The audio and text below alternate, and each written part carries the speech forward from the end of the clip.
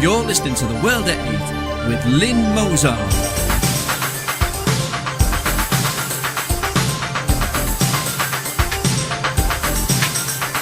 The World at 8, the number one in nationalist news. Highlights of the news today, Friday the 6th of September 2013. Sex beast carved his name into girls' arms. Asian Hornets head for Britain.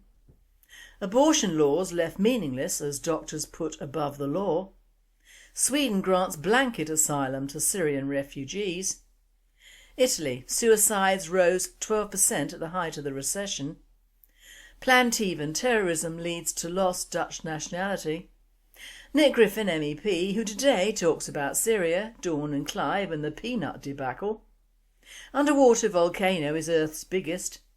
France and the US keen to mute EU critics on Syria. Armenia, EU, Moscow makes Yerevan an offer it can't refuse. Thought for the day, do we really care as a people? And finally, man made to wear idiot sign in Ohio. UK news. Sex beast carved his name into girls' arms. An Oldham man who carved his nickname onto the arms of two young girls and sexually assaulted a third has been jailed. Dildhar Miah, 21, of Yasmin Gardens, West Hume, was sentenced to 6 years imprisonment at Minshull Street Crown Court, Manchester, this week after admitting assaulting the two 14-year-olds and sexual activity with a child.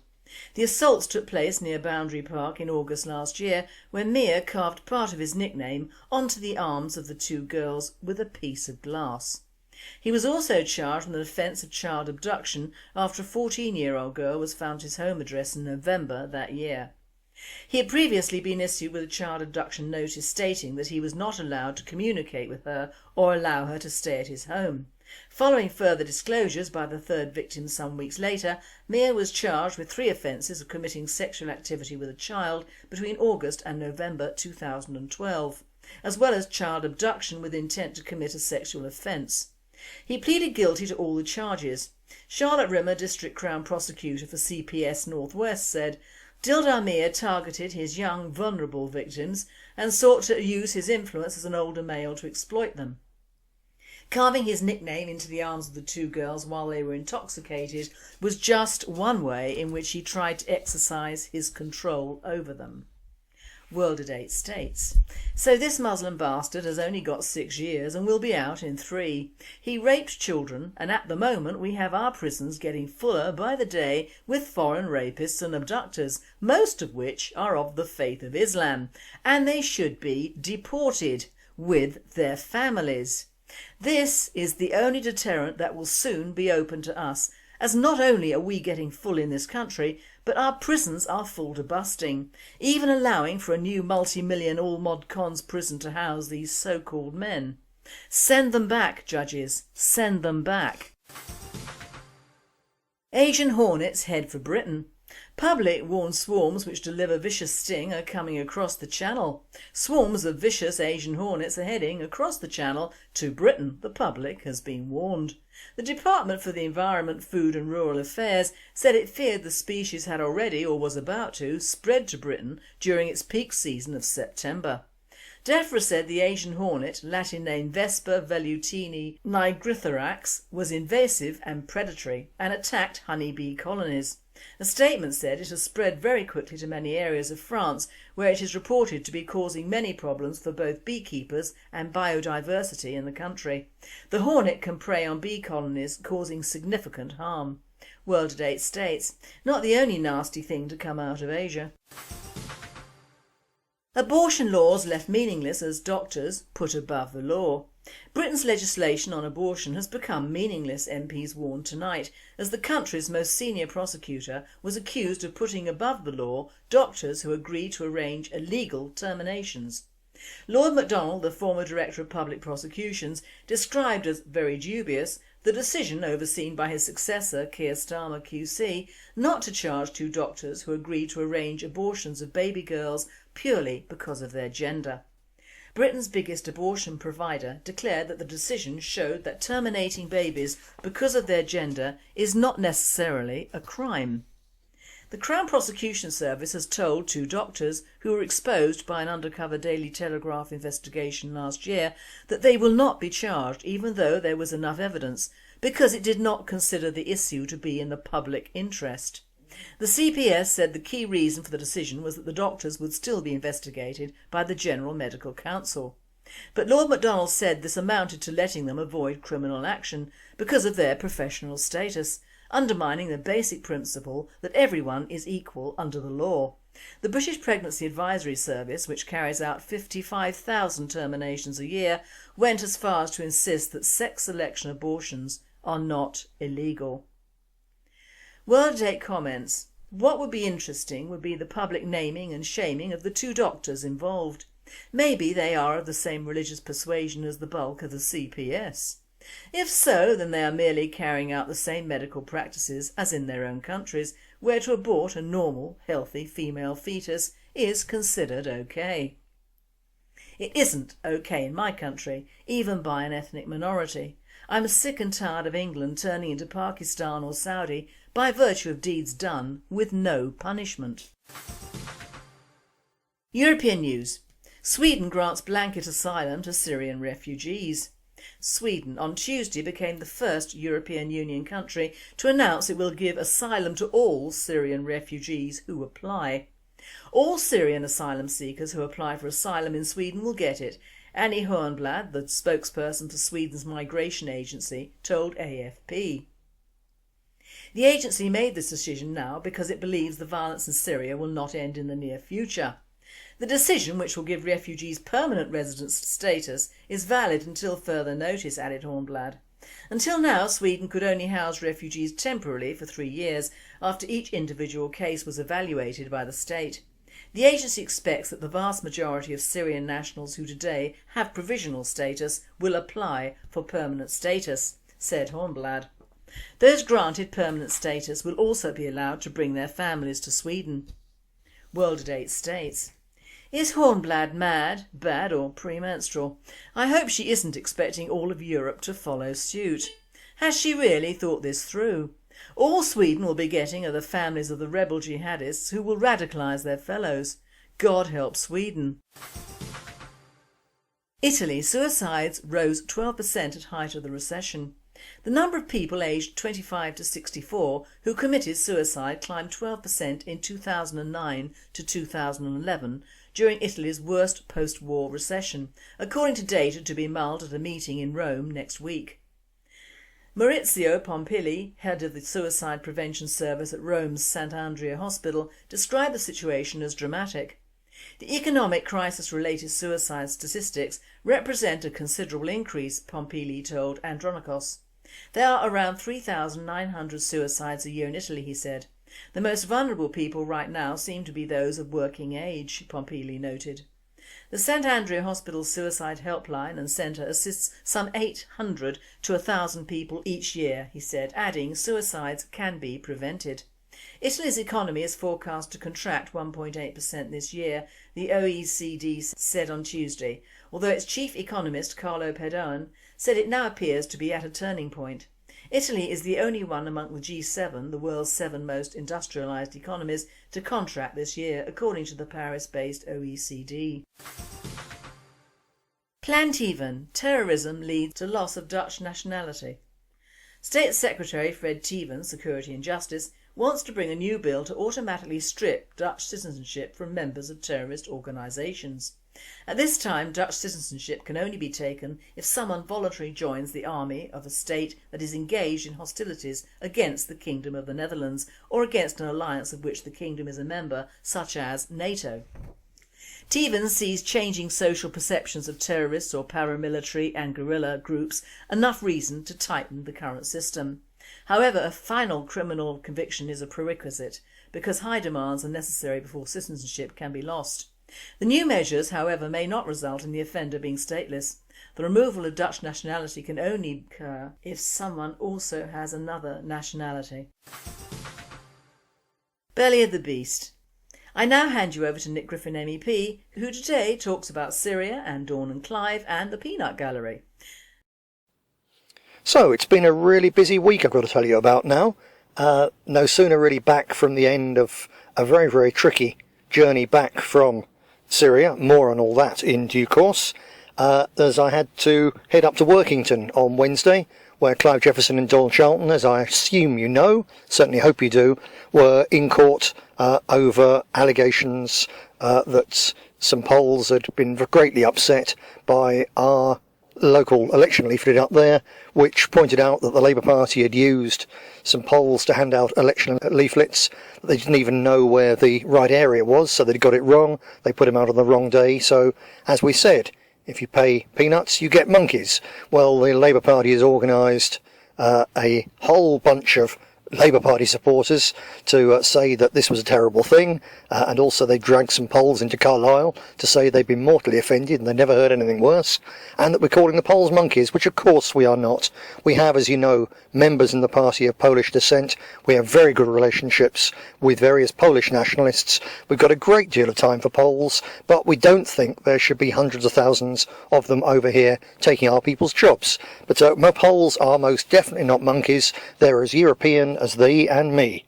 Anyway, I was up in Workington at that, partly to give support to Clive and Dawn, but also to discuss with the solicitor, and he did indeed point it out to the Crown Prosecution Service and the judge that really they've got the wrong people there, because I wrote that leaflet, I organised its production, and I organised its distribution. So if they want to come for anyone over that leaflet, then, well, they know where I am. There was a fascinating legal argument, actually, in the brief hearing as to whether the Crown Prosecution Service have even brought anything like a sustainable the right charge.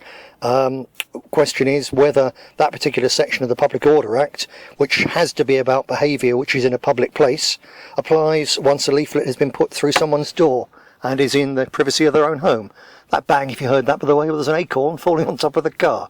And the simple answer, according to the case law, is no, they can't do it. They picked the wrong law, but we'll see what happens. Perhaps they'll come back with something else. We don't know.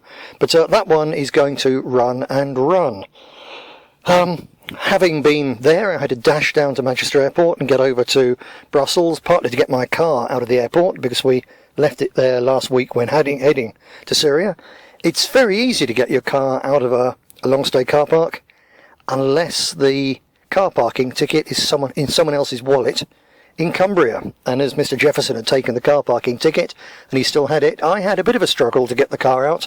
But the good news is that as long as you've got some kind of identity, which of course being in an airport you have, with your passport and the vehicle document in the car, and your flight ticket stubs or something similar to show you really had flown out of there, you can get your car back. So that's something I learnt, and which may one day be useful to you. I hope it is. It is easier, though, just to keep the damn ticket in the first place. Also there, a short week therefore in Brussels this week, we had a meeting of the Alliance of European National Movements, and partway through it, one of our assistants came through with an email which had just arrived, hot off the press, from Ernst & Young, the international audit company, who are the independent auditors appointed by the European Union to oversee the accounts and do the audits for all these European level political parties, of which of course we are merely one. And the answer that Ernst & Young, the auditors, gave is an absolute clean bill of health, a fair and full set of accounts, etc., etc. Very, very good. Clive Jefferson helped a bit with that, with some advice early on, which of course is experience he's got from getting the British National Party's accounts in order, so that we also now get 100% endorsement from our auditors. It's a piece of bureaucracy I wouldn't want to do. In fact, to tell you the truth, I couldn't possibly do it. So fair play to those who did. I think the left will be deeply upset. They hoped, when they couldn't stop us getting the alliance formed and funded, they hoped we'd trip up over the technicalities, and they've been proven wrong. So that's a piece of good news for everyone. I was also obviously there looking at what's going on next week in the plenary session, and Baroness Ashton, the nearest the EU has to a foreign minister, is going to be addressing some waffling on why the EU should support the appalling proposed American attack on Iraq. I said Iraq, that was last time, wasn't it? No, this time, of course, it's Syria. Next time it'll be Iran. The time after that, Russia, if they aren't stopped. So I'm doing my best to try and stop them at the point of Syria before it goes any further. So I put my name down to speak there, and I hope to get an opportunity to ask some awkward questions and make some difficult points for Baroness Ashtown. In the meantime, on the question of Syria, I do hope that you'll read the article on our website today, Why Syria Matters to You. It really is an important article. I won't go over the points again because I hope that you'll read them and I hope you'll distribute the article. If you do nothing else for the rest of the year in British national politics, and of course I hope you do, but if you do nothing else, then please, please, please, over the next 48 hours, starting right now, get on the mainstream media, get on the comment sections of newspapers, of TV news programs and so on, and use some of the facts, some of the points in that article, get them across to people. In particular, don't bother so much about the British media, try and get on the American newspapers and comment there, because that's where the struggle is now, to keep the West from interfering in a quarrel that has nothing to do with us. There's a huge groundswell of instinctive opposition to this nonsense, but it needs solidifying. To be solidified, it needs facts. That's what I've given you in that article. I do hope, as I say, that you'll get out and use them. Post links to Islamist atrocities. Post links to English language reports from RT and other Russian TV channels, because they're the only source of free and fair news and views in the mainstream media in the world today. 3 points in particular you need to get across.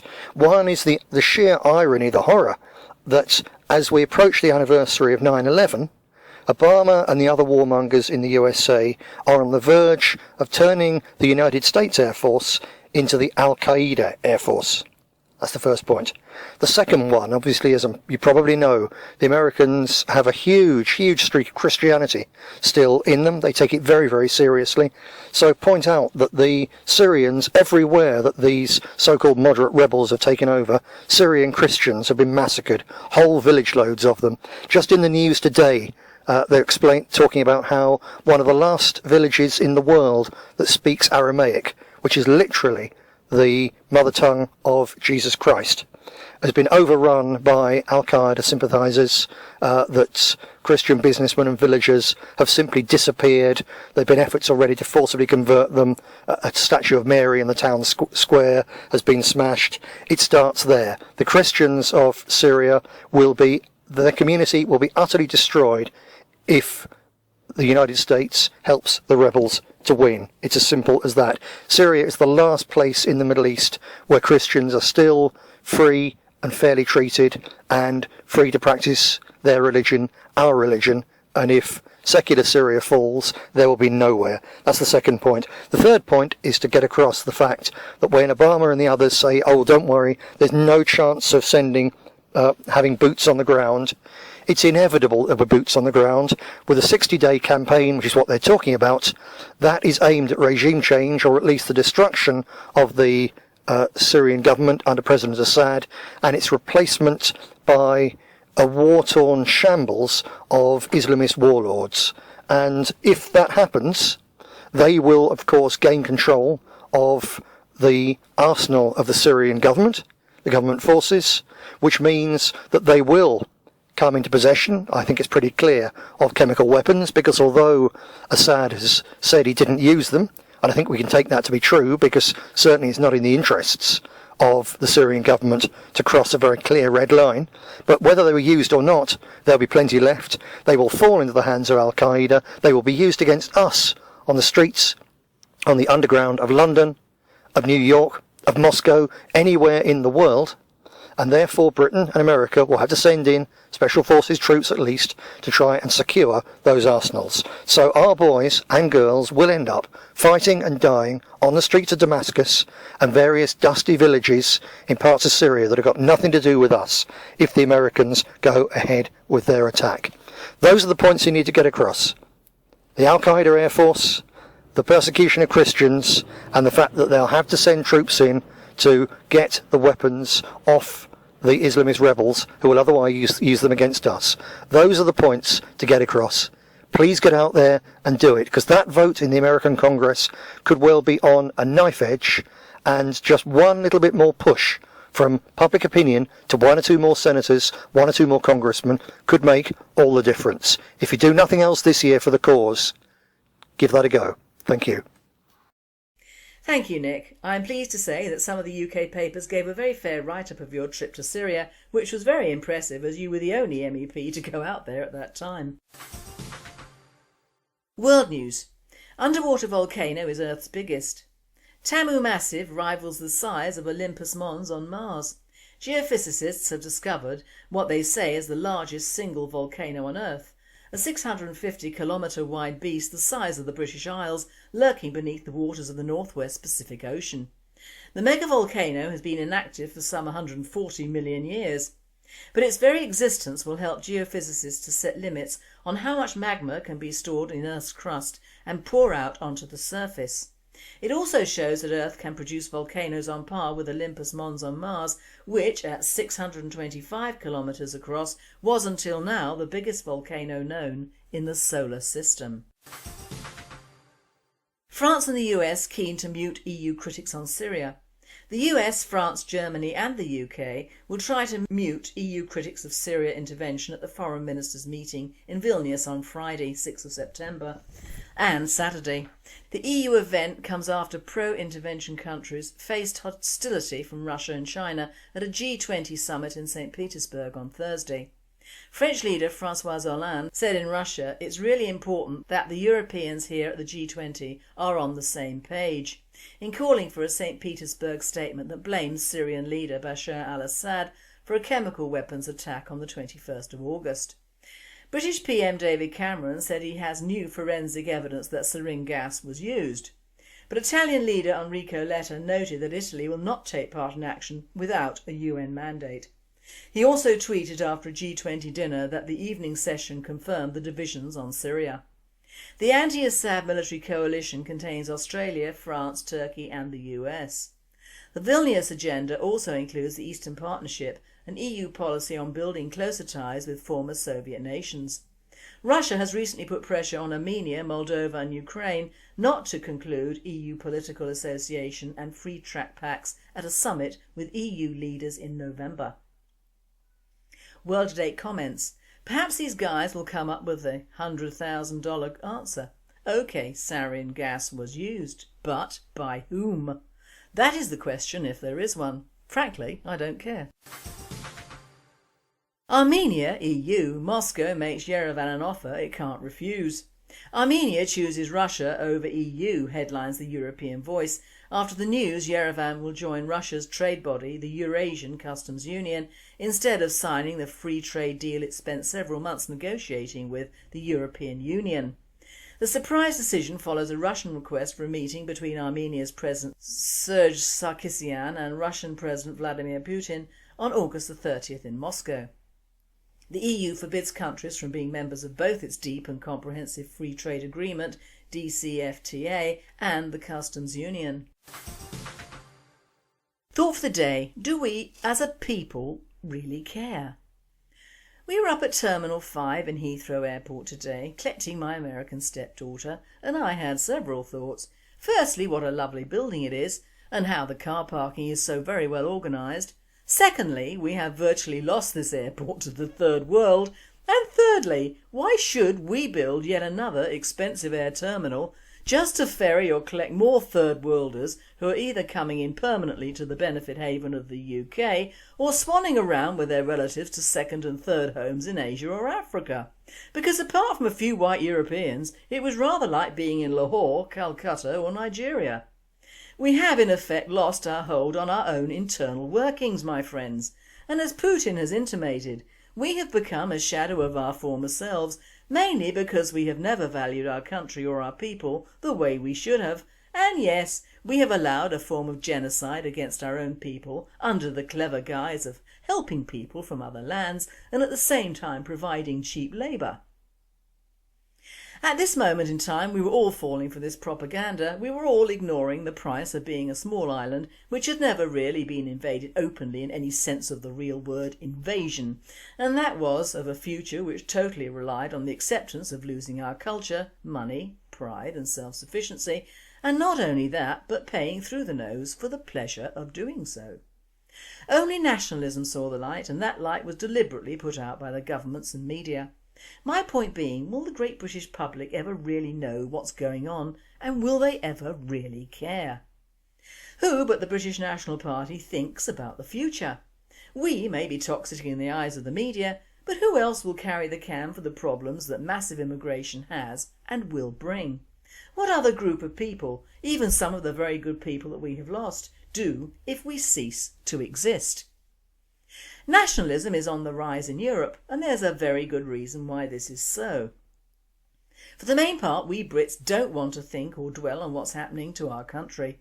The good old working class revolution is dead, or rather it's been morphed into the lower end of the middle class box as the poor man's thinking club or the sheeples, and much like the old rule for dinner parties in the 30s, don't discuss religion or politics at the table, it's become don't even think about them now. The people at the bottom of our garden had a party last weekend, and being outside at the time I had a good listen. The couple who own the house are retired and play golf, and their guests were all middle-aged, or a bit past middle-age that is. There must have been around 6 couples, and at no time in their conversations, bearing in mind these were educated people, did the subject of the world situation, the UK stance on Syria, or anything pertaining to politics come up. I was shocked because in the good old days, before political correctness and the Big Brother ideology, when in polite society or with friends, we always talked about the present political situations and more. But these people clearly didn't want to know, and they're not alone. My worry for this country is that ever the establishment find a reason to do away with the British National Party and the various self-styled nationalist splinter groups popping up all the time, what will happen to these self-same people at the end of our garden who apparently don't think about the condition their country or their homes will be in when Sharia law comes to stay? It isn't rocket science or scaremongering to actually put one's grey matter into looking beyond what is written or spoken of in the papers and on the television and see what is happening in your own hometown. It's there for us all to see, but then one has to actually care, and this is what is missing from our population, or rather the bulk of it. They don't really care, unlike most of our European friends. Why are we different? Well, it is a national characteristic not to care or worry about something unless it directly affects you and your family, but then we have had many situations in various areas of this country that do affect us directly. The problem is that the media isolate these events and the police ignore them, so in a sense they go away. So all the Muslim sexual abuse, immigrants taking homes from our own tribes, overcrowding in schools wherein our children are forced out or left behind, and the growing problem of immigrants harassing existing white householders into moving home or areas are marginalised as non-existent. But we all know these things happen, and they're growing in numbers and violence. We have acted as a host country for over 40 years to the masses and the illiterates of the world, most of whom come to this country armed only with a bloody nerve and a host of relations to bring in or marry once ensconced in their social housing homes. Furthermore, if they progress to a ghetto where there are more of their kind, all the houses in the surrounding areas will be filled by their own kind within around 5 years. Thus were and are the cancerous growths of the ethnic communities about which our various governments and councils view as heaven on earth for these poor, hard-done-by people. If all the so-called committees, charities and community-aided ethnic-based businesses were shut down, the amount of money to flow back into the UK would be rather large, to say the least. We must be the only country in Europe to have a black police association, and many more useless sacrifices on the altar of ethnic human rights. When we can barely feed our poor and elderly, and indeed blame our elderly for the state of the NHS, and not the thousands of ethnic users of that system, to say nothing of the ethnic workers within that system as well. No, this is nothing to worry about. Don't think about it and it'll all go away. Yeah? And when will this happen? Do you think the second coming will do away with immigration and Sharia? Bless him, but I don't think so. When it comes down to it, the only people that can help a country are the people who care about that country, not big business, not banks, not the majority of politicians, not governments nor any members of the judiciary, and certainly not the immigrants themselves who have jumped on the only available bandwagon who will put up with them, that of the Great British bandwagon, not to be confused with slavery or colonialisation, of course. When it comes down to people of one religion helping others of the same religion, you can forget that as well, as history has shown, although rarely reported. Christians in this country don't care about the thousands of fellow Christians killed in Egypt or Africa by Muslims. They don't care about the hundreds of fellow white Christian farmers tortured and killed in Uganda and South Africa in the name of freedom or democracy. Do you see fellow peaceful Muslims offering parts of their country up to the Palestinians? No, and you won't, because the Arab League mucked up their chances of getting their homeland of Palestine after World War I and again after World War II. No other Arab or Muslim nation cares about the Palestinians. They are just a useful tool against the Israelis and the world. Most of the Muslim world simply don't care about Syria or the Middle East. They just want everyone to convert and take their country into Sharia law. And the number of lives it takes of their own doesn't matter to them, despite all the bleatings and wailings on the news. Africa isn't cared for by the Africans, whatever religions they may adhere to, or the various tribes involved. How can you say that a certain tribe of people who believe if you eat albino meat you'll be stronger are fit to govern themselves? Millions have died in Africa since the various countries within gained or were given their independence, and have the Africans cared? Not a jot. The very rich Zionist Jews got out of Europe well before the war and didn't, in many cases, give a flying F for the rest of the ones left. And contrary to what subsequent generations have been propagandised about, no one during the war knew what was going on in these camps, even the people that lived near them didn't. So all the fluffle about rescuing the Jewish people was a later thing, fresh out of Hollywood and the Jewish media moguls. No one, not even their own, cared. In fact, the huge Zionist bankers, the Rothschilds, took Nazi money along with many other Jewish and Christian peoples and businesses and were quite happy to do so. Just think of the truth of the American Civil War and then realise the truth is usually absent in the writing of history because of what is at stake: money and reputation and a new world order. It wasn't slavery that caused or fuelled that war, it was money and cotton. Before and during that war no one gave a monkey's whatsit about the slaves, not even Lincoln. What happens if a country's people don't care is either you get your country and its history railroaded to suit the political leanings of that time, or you get overrun and nothing can be done about reversing that process without harking back, in media terms of course, to the bad old days of National Socialism in Europe, and everyone knows that the Brits would rather convert to Islam and put up with being third-class citizens in their own country than actually do something about it. I will highlight a case which illustrates a point. If you can see it, you are a thinker. If not, you're obviously quite happy in your own little bubble. These are the bullet points. Shahidul Ahmed killed Rachel Manning 18 but evaded justice for 13 years. Miss Manning's boyfriend was wrongly convicted but freed on appeal in 2008. Ahmed disfigured Rachel's face with a car lock which had his DNA on it. In 2010 he was arrested for a sex attack and DNA tests linked him to murder. Judge at Luton Crown Court sentenced him to a minimum of 17 years in jail. Ahmed, 41, father of 5, was born in Bangladesh and lives in Bletchley, Buckinghamshire, was found guilty at the end of a retrial at Luton Crown Court yesterday. A jury failed to reach a verdict at his first trial in February, sentencing him to life imprisonment with the order that he serve a minimum of 17 years. Mr Justice Wilkie said, "For almost 10 years you've lived undetected with the knowledge of what you have done."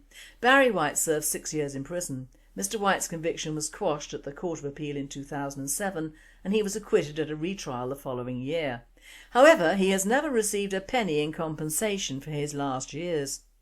"I deserve a life back," he told the BBC. "Getting compensation and an apology from the police, that would be my justice." Now on the news they didn't say a life sentence would be passed, just 17 years, and of course with human rights and the fact this bastard is a Muslim, he will get out sooner. Also, being Muslim, had the situation been reversed, Ahmed would have got huge compensation from the petrified police. Poor Barry White got life and only thanks to DNA has he escaped doing a full life term. He should get compensation from Ahmed's family, and the one point you should have picked up is that he fathered 5 children for us to educate, feed and look after. At no time ever does deportation for the entire family come up as a punishment, which it should, and it should be mandatory. We have thousands of Muslims in our prisons, all being paid for by you. What happened to thousands of English boys, men, girls and women in the old days? That of deportation is obviously not considered suitable for our foreign criminals. Oh, come on now. I know we Brits don't care as a nation or a people, but enough is really enough. And both the people and the media might be praying for us nationalists to be able to help our own people and our own country. The time might yet come when we all stand together as a patriotic force for the good, and we'll have to forget our little differences, like being a neo-Nazi or a pro-Zionist or an anti-whatever and pro-Aryan nation or anti-EDL, and simply be a nationalist and a caring patriot. Because if we don't care enough for our country to forget our little foibles and egos, all will be lost.